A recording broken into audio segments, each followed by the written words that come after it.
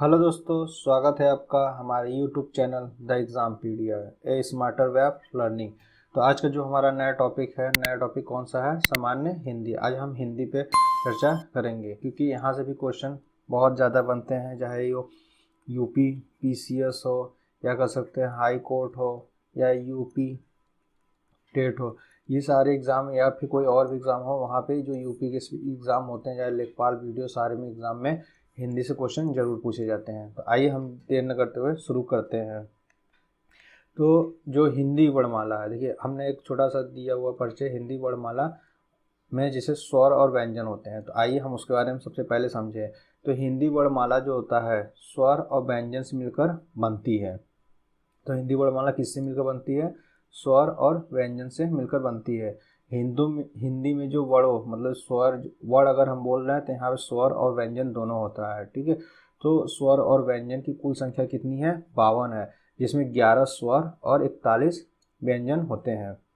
अभी हम आगे पूरा आपको दिखाएंगे कि कौन कौन से स्वर होते हैं, कौन कौन से व्यंजन होते हैं। अभी बस हम इतना आपको बता रहे हैं कि कितना होते हैं। 11 स्वर होते हैं और 41 व्यंजन होते हैं। इन वर्णों को व्यवस्थित एवं क्रमबद्ध समूह को वर्णमाला कहते हैं। और यदि देखा जाए वर्ण में हिंदी भाषा जो प्रयुक्त सबसे छोटी इकाई होती है, ठीक है, हिंदी भाषा जो प्रयुक्त सबसे छोटी इकाई होती है। आइए हम देखते हैं कौन कौन से भाग से देखेंगे हम। सबसे पहले हम देखेंगे उच्चारण के स्थान, उच्चारण जो स्थान होता है उसके आधार पर देखेंगे, ठीक है। वायु संवेग के आधार पर देखेंगे और तारत्व के आधार पर देखेंगे। वायु का मतलब है यहाँ पे प्राण, मतलब प्राण। अभी हम आगे इसका मतलब समझाएंगे क्या होता है। प्राण महाप्राण होते हैं, तभी हम आगे देखेंगे, ठीक है। तो चलिए आगे देखते हैं। आगे सबसे पहले हम एक ओवरव्यू ले लेते हैं। वर्णमाला देखिए दो तरीके का होता है। कौन कौन सा होता है? स्वर होता है और व्यंजन होता है। अब स्वर में भी दो तरीके होते हैं, हरस्व होता है, दीर्घ होता है। हरस्व में कौन कौन सा होता है? अ, ई, ओ और इसे री बोलते हैं, ठीक है। 4 वर्ण होते हैं। और दीर्घ में कौन सा होता है? आ, ई, उ, ए, ओ, औ, ठीक है। 7 वर्ण होते हैं। अब इसमें भी देखा जाए व्यंजन, व्यंजन में कितने तरीके होते हैं? देखिए स्पर्श व्यंजन, अंतःस्थ, ऊष्म व्यंजन, आगत व्यंजन और संयुक्त व्यंजन। तो जो स्पर्श व्यंजन होते हैं कौन सा होता है? देखिए क वर्ग है, ये जो इसे रो जो होता है इसे क, ख, ग, घ, अंग। तो ये जो होता है, ये जो पहला वाला होता है, इसे जो पहला यहाँ पर जो वर्ण होता है उसी को क्या बोलते हैं? उसी के नाम से बोलते हैं क वर्ग बोलते हैं, ठीक है। जैसे ये च है, च, छ, ज, झ, इया। तो ये कौन सा वर्ग हो गया? ये च वर्ग हो गया। इसी तरीके से ये ट वर्ग हो गया, ट, ठ, ड, ढ, ड़। तो ये क्या हो गया? ट वर्ग, त वर्ग, प वर्ग, ठीक है। इस तरीके से ये सारे वर्ग बोले जाते हैं। जो पहला वर्ग होता है उसी को हम उसी वर्ग का नाम से बोलते हैं, ये ध्यान रखिएगा। अंतस्थ, अंतस्थ देखिए कौन कौन सा होता है? य, र, ल, व। ध्यान रखिएगा कितने वर्ण होते हैं? 4 वर्ण होते हैं। उसमें व्यंजन कितने होते हैं?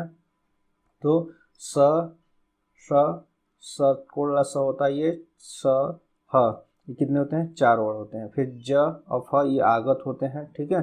कितने होते हैं? 2 वर्ण होते हैं। असंयुक्त होते हैं छ, त्र, य, स्र। अभी हम इसको आगे बताएंगे कौन कौन अक्षर से मिलकर बनता है, ठीक है। अब हम देखते हैं टोटल ओवरऑल व्यू देख लेते हैं। स्वर की कुल संख्या कितनी है? 11 है। व्यंजन की कुल संख्या कितनी है? 41 है। ध्यान रखिएगा वर्णमाला की जो टोटल संख्या कितनी होती है? 52 होती है।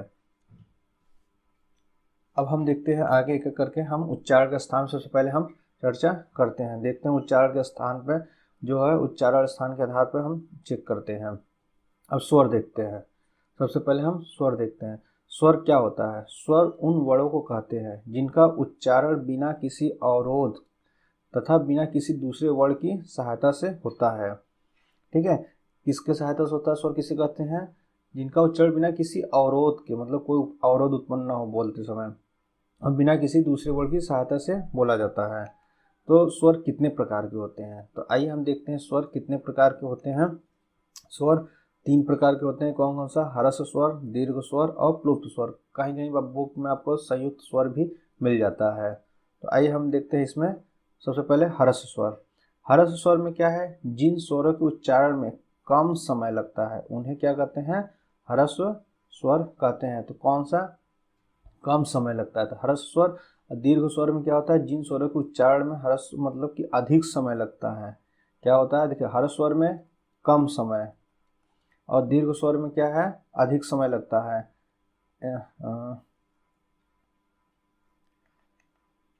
तो दीर्घ स्वर में क्या है, अधिक समय लगता है, तो उन्हें दीर्घ स्वर कहते हैं। तो प्लुप्त स्वर क्या होता है, देखिए प्लुप्त स्वर में क्या है, जिन स्वरों के उच्चारण में ह्रस्व स्वर से लगभग 3 गुना समय अधिक लगता है। तो ह्रस्व स्वर में कम समय लगता है और दीर्घ स्वर में क्या कह सकते हैं, दुगुना समय लगता है। लेकिन अगर ह्रस्व स्वर से 3 गुना अधिक समय लगे तो वो कौन सा है, प्लुप्त स्वर बोलते हैं। जैसे इसका एग्जाम्पल है ओम। ओम में क्या है, देखिए ओम क्या है, ह्रस्व स्वर से लगभग 3 गुना समय ज़्यादा लगता है बोलने में।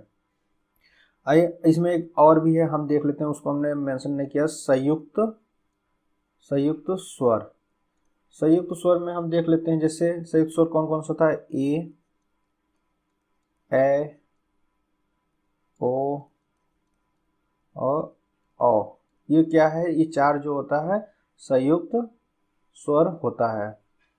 ठीक है, अब इस पे ध्यान रखिएगा। अभी हम इस पे क्या है, कौन कौन स्वर से मिलकर ये बनता है। जैसे ए है, किससे बनता है, अर है या कह सकते हैं आर है, ठीक है, प्लस ई या ई,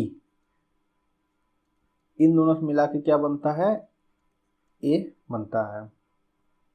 इसी तरीके से ए भी बनता है, ओ भी बनता है, ओ भी बनता है। चलिए आगे देखते हैं, स्वरों की कुल संख्या कितनी, हम पहले बता चुके हैं स्वरों की संख्या कितनी होती है, 11 होती है। कौन कौन से होती है, अ, ई, उ, री, आ, ई, उ, ए, ओ, औ। ठीक है, तो ये 11 है स्वर की संख्या। अब ह्रस्व स्वर की संख्या देखिए पहले हम बता दिए, जिसमें कम समय लगता है तो उसे क्या कहते हैं, ह्रस्व स्वर। जैसे अ, ई, ओ, री, तो ये कौन कौन से है, ये ह्रस्व स्वर संख्या है। दीर्घ स्वर में क्या होता है, अधिक समय लगता है या कह सकते हैं दुगना समय लगता है। जैसे आ, ठीक है, आ, ई, उ, ए, ओ, औ। ठीक है, तो ये कितना है, दीर्घ स्वर संख्या कितनी होती है, 7 होती है। और ह्रस्व स्वर संख्या कितनी, 4 होती है। और जो दिखा जाए मूल संख्या इनकी कितनी होती है, 3 ही होती है, आ, ई, उ। ठीक है, इसे बड़ी ई बहुत लोग बोलते हैं, तो बड़ी ई न बोल के ई बोलते हैं, बहुत मतलब थोड़ा सा जल्द कह सकते हैं कि दुगना समय जो लगता है। संयुक्त स्वर कौन से होते हैं, 4 होते हैं। देखिए हम पहले होता है ए ओ औ। ठीक है, तो अब हम देखते हैं मात्रा। मात्रा में क्या है, स्वरों के निश्चित चिन्हों को मात्रा कहते हैं। तो एक सिंबल की तरह होता है, उसको हम मात्रा कहते हैं। आइए हम देखते हैं मात्रा। सबसे पहले मात्रा जो होती है, उनकी मात्रा कौन कौन सी होता है। देखिए आ का कोई मात्रा नहीं होता। आ का मात्रा देखिए, ये जो सर्किल देख रहे हैं डॉट डॉट, ये दरअसल क्या है, ये आपको यहाँ बताया जा रहा है कि ये जो मात्रा है किसी स्वर या व्यंजन के साथ लगता है। ठीक है, इसको सिंपल ऐसे केवल नहीं लगाते हैं, तो इसलिए हम इसको डॉट डॉट डॉट डॉट दे के लिखा जाता है कि केवल मात्रा है। ठीक है, तो आ का मात्रा कैसा होता है, एक ऐसा लाइन, एक इस तरीके से लाइन होता है। ई देखिए इस तरीके से होता है, बड़ी ई इस तरीके से होता है।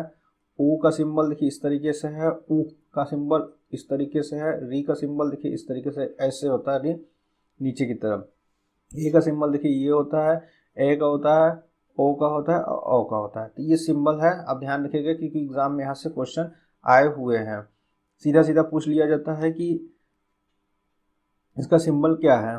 तो आइए हम देखते हैं व्यंजन। व्यंजन क्या है, व्यंजन देखिए उन वर्णों को कहते हैं जिनका उच्चारण स्वर की सहायता से होता है। तो जैसे स्वर की सहायता से होता है, यदि हम बिना स्वर के बोले तो क है जैसे, ठीक है, क है, क क्या है, इसमें स्वर ऐड है। अगर हम इसके बिना स्वर के लिखते हैं तो एक हालत ऐसे लिखते हैं, प्लस देखिए इस तरीके से क, तो ये क्या हो गया, ये हो गया क। इस तरीके से हमेशा जो अ है वो क्या होता है, इसमें ऐड रहता है इस तरीके से। तो व्यंजन उन वर्णों को कहते हैं जिनका उच्चारण स्वर की सहायता से होता है। तो हमेशा ध्यान रखिएगा स्वर की सहायता से ही हम बोलते हैं। व्यंजन अब देखते हैं कितने प्रकार के होते हैं। व्यंजन के प्रकार देख लेते हैं। एक स्पर्श व्यंजन होता है, अंतस्थ व्यंजन होता है, ऊष्म व्यंजन होता है, आगत व्यंजन होता है और संयुक्त व्यंजन होता है। तो आइए हम एक एक करके सबका चर्चा करें। तो व्यंजनों की संख्या कितनी है, 41 है। और स्वर की संख्या कितनी थी, आप हमें कमेंट में बताइएगा। तो स्पर्श व्यंजनों की जो कुल संख्या है कितनी है, 27 है। तो क से लेके म तक जितने भी हैं सब क्या है, स्पर्श व्यंजन बोला जाता है। ठीक है, क ख ग घ घ, फिर च छ च वर्ग, फिर ट वर्ग, ठीक है, उसी तरह त वर्ग। तो इसी तरीके से सारा म तक का क्या है, स्पर्श व्यंजन है। इसमें भी ड ढ के जो उत्थित व्यंजन या द्विगुण व्यंजन भी कहते हैं। अंतस्थ व्यंजन की संख्या कितनी है, 4 होती है। ठीक है, कौन कौन सा है, य र ल व है। उसमें व्यंजनों की संख्या कितनी होती है, 4 होती है भी। कौन सा, श, षटकोण स ह। उस व्यंजनों की संख्या टोटल कितनी होती है, 4 होती है। आगत व्यंजनों की संख्या आगत व्यंजनों की जो संख्या होती है वो कितनी होती है, 2 ज और फ होती है। संयुक्त व्यंजनों की संख्या कितनी होती है, ये भी 4 होता है। देखिए अब देखिए 6 जो वर्ड है, संयुक्त व्यंजन का मतलब क्या है, 2 व्यंजनों से मिलकर बने होते हैं। क है हलंत के साथ और ये षटकोण स है, इन दोनों को जब हम जोड़ते हैं तो क्या बनता है, 6 बनता है। यानी क प्लस षटकोण स इक्वल टू क्या होगा, 6। उसी तरीके से त्र कैसे बनता है, त्र है त और र दोनों को मिलाकर क्या है, यहाँ पे देखिए बिना स्वर का है इसलिए यहाँ पे हलंत लिया जाता है। अगर स्वर लगा देंगे तो यहाँ पे हलंत हट जाएगा। तो ये केवल व्यंजन है बिना स्वर के। तो त और र दोनों को मिला के बनाते हैं, क्या होता है, त्र। ज और इया है तो ज और इया मिला के क्या बनाते हैं, ज्ञ बनते हैं। मोस्ट इंपॉर्टेंट है, ये एग्जाम में बहुत ज़्यादा पूछा जाता है कि छ किस शब्दों से मिलकर बना है, या त्र किस शब्दों से मिलकर बना है, ज्ञ किस शब्दों से मिलकर बना है, स्र जो होता है वो किस शब्दों से मिलकर बना हुआ है। मोस्ट इंपॉर्टेंट ये टॉपिक है। आइए देखते हैं अयोग व वर्ण कौन से होते हैं। तो अयोग व वर्ण कौन कौन से होते हैं, अ अह अयोग वर्ण होते हैं। तो ये जो दोनों वर्ड हैं क्या कहलाते हैं, अयोग व कहलाते हैं। इसमें भी जो अ है इसे क्या कहते हैं, अनुस्वार कहते हैं, और इसे क्या कहते हैं, विसर्ग वर्ण कहते हैं। और जो अ होता है उसे क्या कहते हैं, शहीद, उसे क्या कहते हैं, शहीद वर्ण कहते हैं। अ है तो अनुस्वर कहते हैं, और अ है तो विसर्ग कहते हैं। अ को शहीद वर्ण कहते हैं। अनुस्वर क्या होता है, देखिए स्वर के बाद बोला जाने वाला हलन अनुस्वार कहलाता है। तो ये ध्यान रखिएगा, जो स्वर के बाद बोलते हैं उसे क्या बोलते हैं, अर्ध ध्वनि जो देता है अनुस्वार कहलाते हैं। जैसे देखिए प्रपंच, कंठ, तो ये क्या है, स्वर के बाद बोला जा रहा है आदि। अब विसर्ग में देख लेते हैं। विसर्ग में क्या है, महाप्राण सूचक एक स्वर्ग है। तभी महाप्राण, अल्प प्राण ये सब हम आगे बताएंगे। अभी बस यहाँ जान लीजिए महाप्राण एक सूचक स्वर्ग होता है। जैसे प्रातः, अंतः, संभवतः आदि। ठीक है, ये ध्यान रखिएगा। अब हम देखते हैं कुछ जो भारत सरकार द्वारा मानक हिंदी वर्णमाला है उसके सिंबल देख लेते हैं कौन कौन से कैसे मानक है। तो सबसे पहले हम आपको बता दें, देखिए ये क्या है, अ आ ई उ, ठीक है, री ए ओ औ। तो ये सब क्या है, ये स्वर होता है, ये स्वर होता है। ठीक है, अब देखिए अब यहाँ पे हम आपको कुछ चीज़ें बता दें। जैसे ये है हॉरिजेंटल लाइन जो होता है, जिसे क्या बोलते हैं, हॉरिजेंटल लाइन। ठीक है, इसे वर्ग बोलते हैं। तो ये जो वर्ग है क ख ग घ अंग, तो ये जो पहला है इसे हम जो यहाँ पे पहला अक्षर होता है इसी को क वर्ग बोलते हैं। ठीक है, यहाँ ध्यान रखें, हम आपको अभी बता दे रहे ताकि बाद में दिक्कत ना हो। तो उसी तरीके से जो च है, तो च में कौन कौन सा आता है, च छ ज झ इया, तो ये क्या है, च वर्ग कहलाता है। उसी तरीके से ट वर्ग है, ट वर्ग में क्या है, ट ठ ड ढ अड़ है। ठीक है, फिर उसी तरीके से देखा जाए त वर्ग है, ये त वर्ग हो जाता है, ये त वर्ग हो जाता है। त में क्या है, त थ द ध न हो जाता है। प फ म भ, तो ये प वर्ग हो गया। ये य र ल व है, स है, छ त्र ज्ञ स है। इसे संयुक्त व्यंजन कहते हैं। अभी हम आपको बताए थे छ किस शब्द से बनता है, त्र ज्ञ स्र, तो किस लिए संयुक्त व्यंजन है। ठीक है, तो अब इसमें हम आपको कुछ चीज़ें बता दें कि जैसे ये है, अभी हम आपको इसमें बताएंगे कि कैसे इसको बोला जाता है। कि जैसे क वर्ग है, ठीक है, क वर्ग है, एक सेकेंड इसको हम इरेज कर दें। हाँ, जैसे क वर्ग है, क वर्ग किससे बोला जाता है, तो देखिए कंठ किससे बोला जाता है। अभी हम आपको सारा कंठ बताएंगे, कंठ क्या होता है। च वर्ग किससे बोला जाता है, तालु से बोला जाता है। इसका भी हम फिगर के माध्यम से सारा समझा देंगे। इसे क्या बोलता है, टवर जो होता है मूर्धा से बोला जाता है, मूर्धा से बोला जाता है। और जो त वर्ग है इसे क्या बोला जाता है, दंत से बोला जाता है। और जो प वर्ग है, प वर्ग क्या बोला जाता है, ओष्ठ से बोला जाता है। इसका भी हम आगे पूरा ब्रीफ में देखेंगे, अभी बस यहाँ पे आप देख लीजिए। और जो य र ल व होता है इसे क्या बोलते हैं, अंतस्थ अंतस्थ व्यंजन बोलते हैं। और जो उष्म व्यंजन होता है ये क्या है, स स श, तो ये क्या है, इसे बोलते हैं उष्म व्यंजन बोलते हैं। ठीक है, इसे उष्म व्यंजन बोलते हैं। ये छ त्र य क्या है, ये संयुक्त व्यंजन बोला जाता है। अब हम एक एक करके हम सारा इसमें देखेंगे कि कौन कौन सा होता है, क्योंकि यहाँ से भी क्वेश्चन अक्सर पूछ लिए जाते हैं। ये आगे चलते हैं। अब देखते हैं प्राण, मतलब वायु संवेग के आधार पर। देखिए प्राण का मतलब यहाँ से क्या है, वायु से मतलब है। तो इसमें कौन कौन से होते हैं, अल्प प्राण होते हैं, महाप्राण होते हैं। अल्प प्राण में भी हम देखते हैं। अल्प प्राण में देखिए, अल्प प्राण का अर्थ होता है थोड़ा सा या छोड़ी हुई हवा। जिन वर्णों के उच्चारण में वायु धीरे से ली जाती है अथवा छोड़ी जाए, मतलब धीरे से ले या उसे छोड़ी जाए, तो उसे क्या कहते हैं, अल्प प्राण वर्ण कहते हैं। तो ध्यान रखिएगा कौन सा है, थोड़ा या मतलब कर सकते हैं बहुत, मतलब वायु धीरे से ली जाए अथवा छोड़ी जाए तो उसे अल्प प्राण कहते हैं। जो पहला, तीसरा और पांचवा वर्ग होता है उसे क्या कहते हैं, अल्प प्राण कहते हैं। तो प्रत्येक जो अंतस्थ व्यंजन कौन कौन सा हम बताए थे, अंतस्थ व्यंजन कौन कौन सा होता है, य र ल व। ठीक है, तो ये क्या होते हैं, अंतस्थ व्यंजन क्या होते हैं, अल्प प्राण कहलाते हैं, अर्थात य र ल व भी अल्प प्राण है। आइए अब हम देख लेते हैं पहला, तीसरा और पांचवा।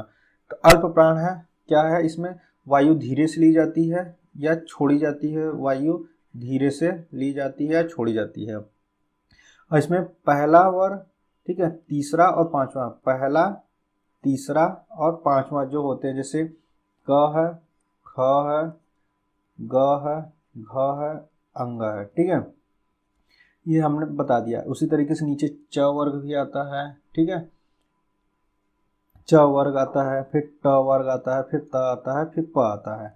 तो इसके बाद जो भी दूसरा है उसको हम नहीं लेंगे, दूसरा जो है उसको नहीं लेंगे। तो इसी तरीके से पहला, पहला क्या है, क वर्ग है। तीसरा देखिए यहाँ पे तीसरा है और ये पांचवा है। तो पांचवा क्या है, पहला, तीसरा, पांचवा, यानी कह सकते हैं 135। यानी जब भी अल्प प्राण पूछे तो आप ध्यान में रखिएगा 135। अल्प प्राण में क्या है, पहला में देखिए क है, फिर ख नहीं छोड़कर, फिर ग है, फिर घ न अंग है, च है, ट छोड़ के च छ ज, फिर ज है, च छ ज झ इया। ठीक है, उसी तरीके से आप ध्यान में रखिएगा कि कौन कौन सा शब्द है, पहला है, दूसरा है, दूसरा छोड़ के तीसरा है, फिर पांचवा है। क्योंकि यहाँ से सीधा सीधा क्वेश्चन पूछा जाता है कि अल्प प्राण में, महाप्राण में कौन कौन से होते हैं, क्योंकि इसके बिना आपका काम नहीं चलेगा। आपको ये पता होना चाहिए कि अल्प प्राण कौन कौन सा, और साथ में अंतस्थ व्यंजन जो होते हैं, अंतस्थ व्यंजन भी क्या है, अल्प प्राण होते हैं। आगे देखते हैं महाप्राण। महाप्राण में क्या है, जिन वर्णों के उच्चारण में वायु तेजी से ली अथवा छोड़ी जाती है उसे महाप्राण कहते हैं। तो दूसरा और चौथा जो वर्ग के महाप्राण कहलाते हैं। और जो उष्म व्यंजन होते हैं, उष्म व्यंजन क्या है, स स ह। जो उष्म व्यंजन होते हैं कौन कौन सा होता है, स, ये भी क्या होते हैं, महाप्राण होते हैं। इसको आप ध्यान में रखिएगा। जो अब इसमें एक नोट है, जो स्वर होते हैं न तो अल्प प्राण है ना ही महाप्राण है। तो यहाँ ध्यान रखिएगा, जो स्वर होते हैं, अगर कोई पूछ लेता है कि आपसे कि बताइए स्वर जो होता है अल्प प्राण है कि महाप्राण है, तो आपको बताना है कि स्वर जो होते हैं न तो अल्प प्राण है न तो महाप्राण है।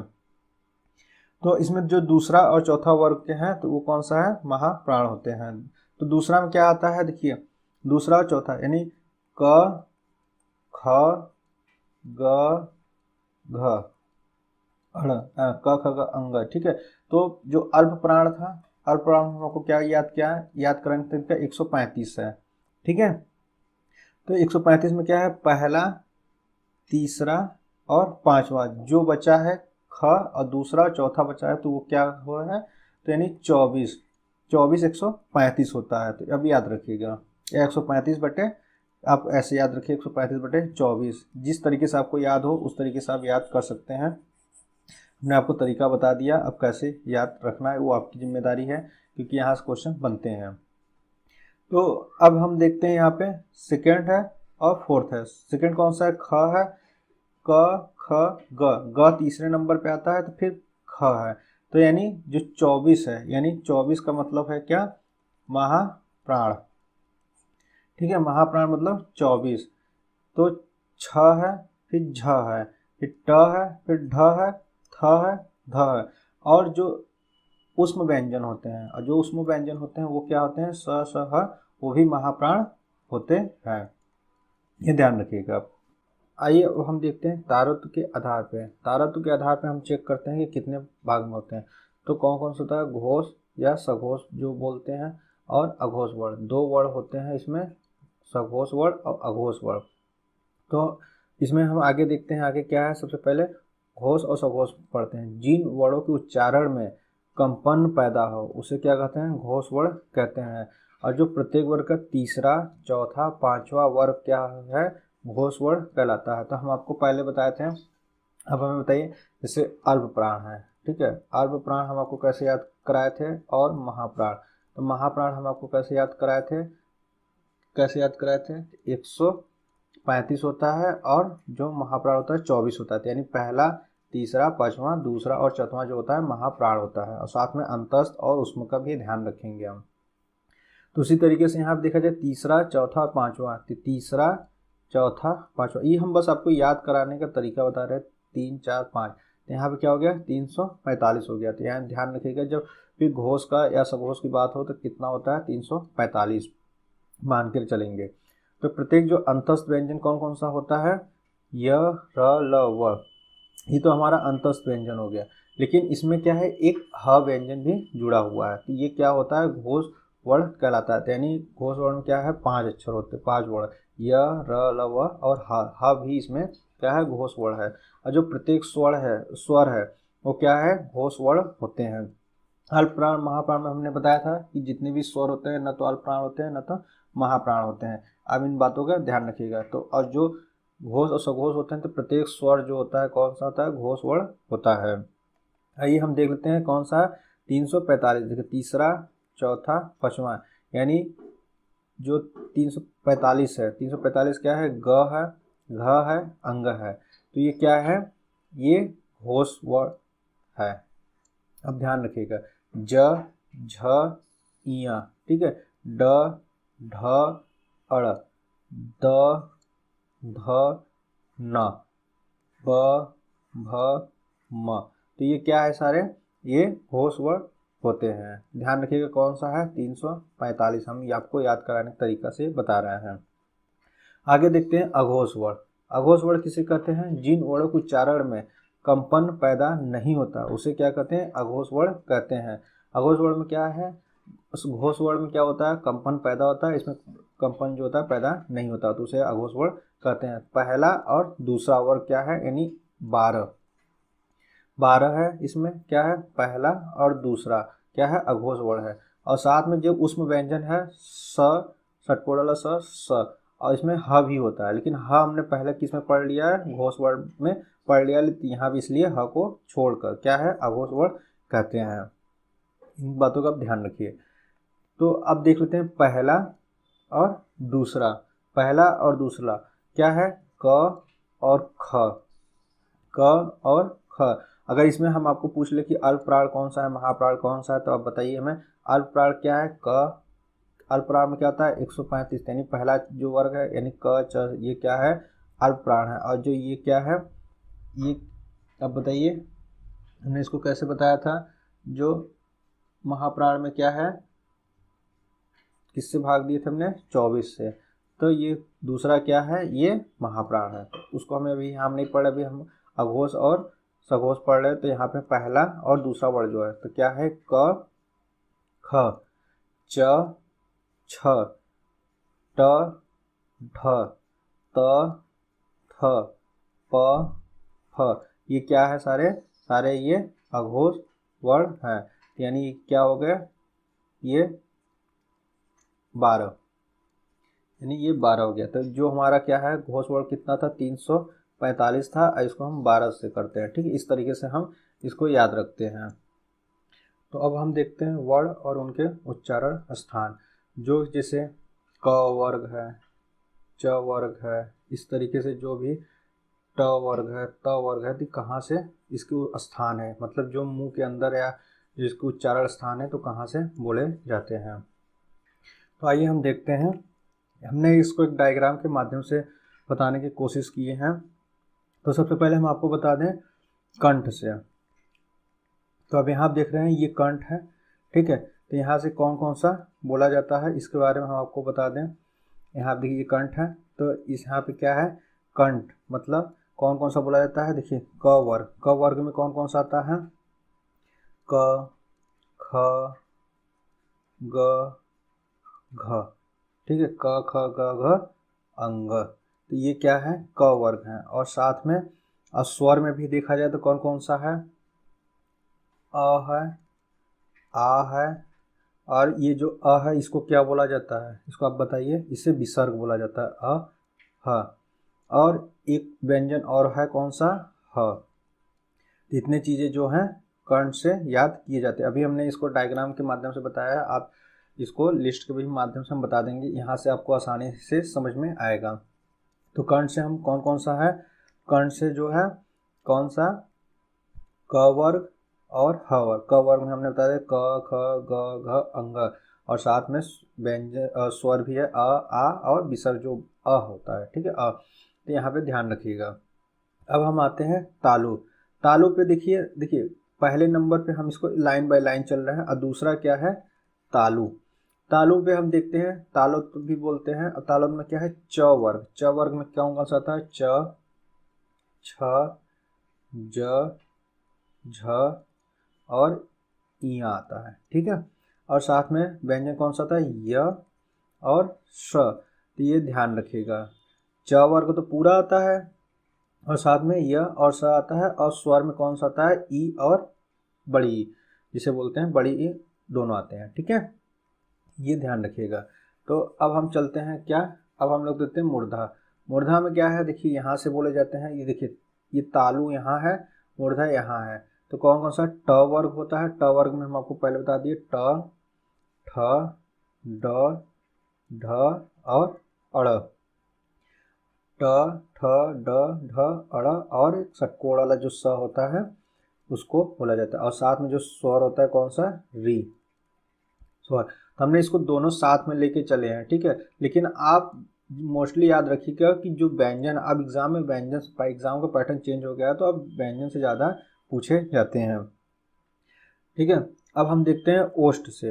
अब आ गया हमारा ये क्या है तीसरा नंबर पे। अब हम चौथा क्या पढ़ेंगे, ओष्ठ से देखेंगे। ओष्ठ से हम देखेंगे कौन सा वर्ग है, ये है चौथा नंबर। ओष्ठ से कौन सा है, प वर्ग। ठीक है, प वर्ग में कौन सा आता है, प, फ, ब, भ, म। ठीक है, प, फ, ब, भ, म। और जो व्यंजन है कौन सा, ऊ है और बड़ू ऊ। ठीक है, ऊ है। तो ये क्या है ओठ से बोले जाते हैं। अब हम देखते हैं क्या, दंतोष, जिसे क्या बोलते हैं दंत। दंत से हम देख लेते हैं, दंत से पहले हम देख लेते हैं कि कौन कौन से बोले जाते हैं दंत। सॉरी यहाँ पे ये चौथा, हाँ दंत से हम देख लेते हैं, ये क्या है, ये चौथा है, ये पांचवा कर दीजिए। पहले ओठ, पहले दांत आएगा फिर ओठ आएगा, हमने गलत कर दिया, कोई नहीं। फिर दंत में क्या है त वर्ग आएगा, त में वर्ग में कौन सा होता है, त, थ, द, ध, न। ठीक है, त, थ, त, थ, द, ध, न। तो और साथ में क्या आएगा, स आएगा। तो ये क्या है दांत से बोले जाते हैं। तो पांचवा हमने आपको बता दिया ओठ से है कौन सा, प वर्ग, और साथ में उ और उ आएगा। ठीक है, अब इसी तरीके से देखते हैं दंत मूल। दंत मूल से क्या है, र आएगा और ल आएगा। नासिका या नासिक किसे कहते हैं, जो देखिए जो भी जैसे जो क वर्ग का, एक सेकेंड इसको मिटा दें हम तब आपको बताएं। जैसे कह सकते हैं क वर्ग है, च वर्ग है, ठीक है, ट वर्ग है, त वर्ग है, जो इसके लास्ट में आता है जैसे अंग, ठीक है, फिर इया, फिर अड़, न, म, तो ये सारे जो होते हैं लास्ट में जो आते हैं इसी को क्या कहते हैं, नासिक का कहते हैं, ठीक है, नासिक वर्ण यही होता है, इसको ध्यान में आप रखिएगा। लास्ट वाले जो वर्ग के होते हैं उन्हें नासिक वर्ण कहते हैं। तो कौन कौन सा, देखिए अंग, इया, अड़, न और म, तो ये क्या है, और साथ में ये अ, इसका आप हमें बताइएगा किस वर्ड से बोलते हैं, नासिका बोलते हैं या नासिक बोलते हैं। अब देखिए दंत और ओष्ठ, मतलब यहाँ पे है दंत और ओष्ठ, मतलब दांत और ओष्ठ दोनों से मिलाकर जो बोले जाते हैं क्या है, ओ है। उसी तरीके से ओष्ठ और कर्ण, ओष्ठ और कर्ण से क्या मिलते हैं, ओ और आ, ठीक है, ये तीन वर्ड बोले जाते हैं। और कंठ और तालु से देखिए क्या बोले जाते हैं, कौन से स्वर बोले जाते हैं, कंठ और तालु। यहाँ कंठ है, ये तालु, दोनों को मिलाकर बोला जाता है कैसा, ए, ये दो वर्ड बोले जाते हैं। तो आगे हम इसको लिस्ट में बना के रखे हैं, आप वहाँ से इसको डायरेक्ट देख लीजिएगा। यहाँ पर हमने फिगर के माध्यम से आपको समझाने की कोशिश किए हैं। तो आगे हम देखते हैं लिप। देखिए कंठ से कौन कौन से वर्ड बोले जाते हैं, हमने यहाँ पे पूरा लिख दिया हुआ है, मेंशन कर दिया है। तालु से, मूर्धा से, दंत से, ओर से, नासिका पहले बता दी कौन सा है, अंगा, इया, न, म और अ। कंठ तालु से, कंठ ओर से, दंत ओर से और स्वर यंत्र, स्वर यंत्र से ह होता है। तो ये आप ध्यान में रखिएगा, ठीक है। यदि आपको हमारा वीडियो पसंद आए तो हमें वीडियो जो है अधिक से अधिक लोगों को शेयर करें। हम इसका अगला पार्ट जल्द ही लेकर आएंगे, क्योंकि ज़्यादा वीडियो लंबी हो रही थी तो इसलिए हम इसको ब्रेक कर रहे हैं। जल्द ही हम इसका अगला पार्ट लेकर आएंगे। यदि आपको हमारा वीडियो पसंद आए तो शेयर करें, सब्सक्राइब करें और लाइक करें। धन्यवाद।